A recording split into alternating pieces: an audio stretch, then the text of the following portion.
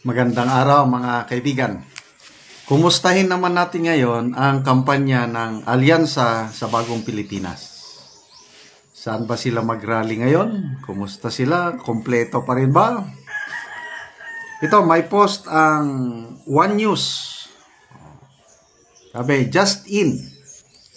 Representative Camille Villas Camp says Dizolon will not attend today's campaign rally of Alyansa para sa Bagong Pilipinas in Lucena, Quezon. The rally will be led by President Bongbong Marcos this afternoon. So as I speak now, baka nandun na sila, nagra-rally na. The President earlier ordered approved into Prime Water, a company owned by the Villar family. So, ito na. Palaban na talaga ang mga Villar. Kasi, ang tagal na yung Prime Water na yan. Yes, sabihin natin may problema. Hindi magandang serbisyo. Bakit hindi pa nila inimbestigahan nun? Bakit ngayon pa, pagkatapos ng endorsement, pag-endorse ni BP Sara kay Camille Villar, ngayon pa iimbestigahan? Di ba halatado?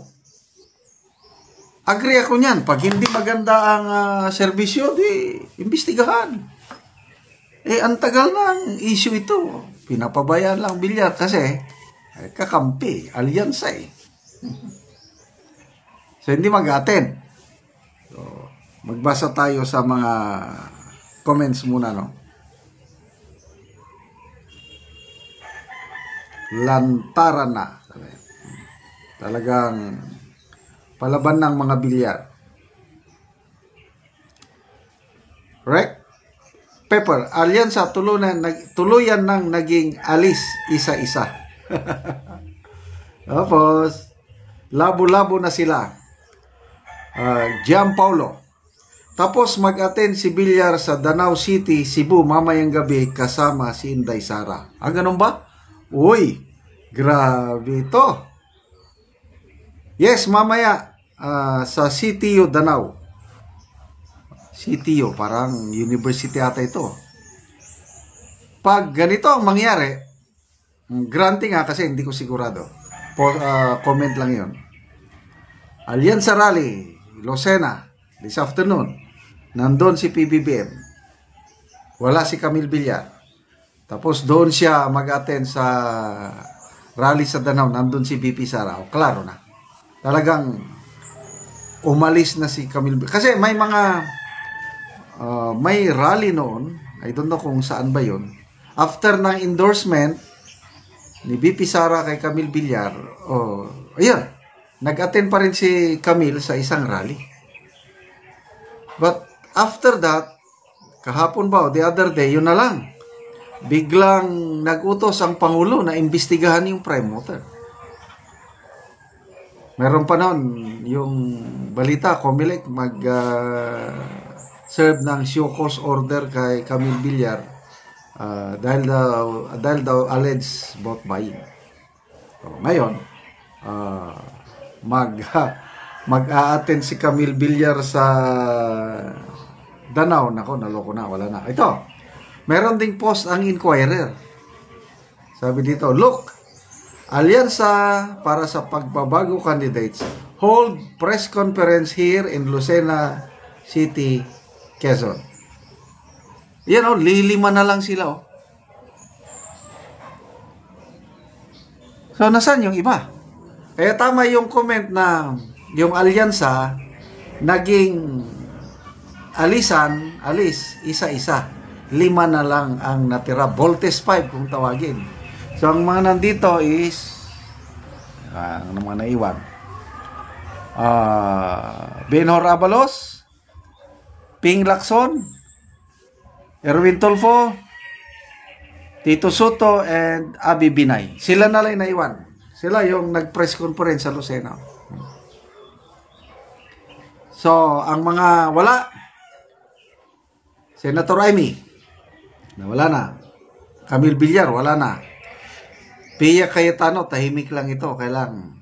Kasi, mga nationalista party itong tatlo. Kasi kung itong dalawa, Villar and Amy, wala na dyan, sigurado ko si Pia Cayetano, tahimik lang yan. Kailang wala na rin. Nawala na silang amor. Okay. So, sino pa yung mga wala dyan? Itong mga alanganin. Naghanap ng mga padrino. Pacquiao, nagpa-endorse na kay Leni Robredo. Tolentino. Lito Lapid. Yun. Sino pang wala? 6 ang wala. May isa pang kandidato na dapat nandyan. Kaya lang wala siya eh. Revilla. Bong Revilla. Hindi na sumasama. So, anong ibig sabihin yan? Palubog na ba ang barko? Magbasa lang tayo sa mga comments ha. Yan. Nelson Kawili, sila na lang ba natitira? Yan din ang tanong ko eh. Lilima na lang eh. Abdul Aziz Amerikhan, walang pagbabago, mas lalong nalugmok sa utang at pangungurakot sa kaban ng bayan. Speaking of utang, for the first 32 months ng administrasyong ito, nakautang siya ng 4.6 trillion pesos. Saan napunta? To me wala akong masyadong nakikita. Hindi katulad panahon ni PRRD, maraming ang nautang kapanahonan niya, around 6 trillion in 6 years, 6 trillion na utang PRRD admin. Kailang nakasurvive tayo sa pandemic. Ang daming proyekto sa bill. So, okay lang sa akin yun. Ito ngayon, 4.6 trillion in 32 months, wala akong makita. Saan napunta? Napunta sa ayuda. Ayuda. Ngayon, 20 pesos per kilong bigas.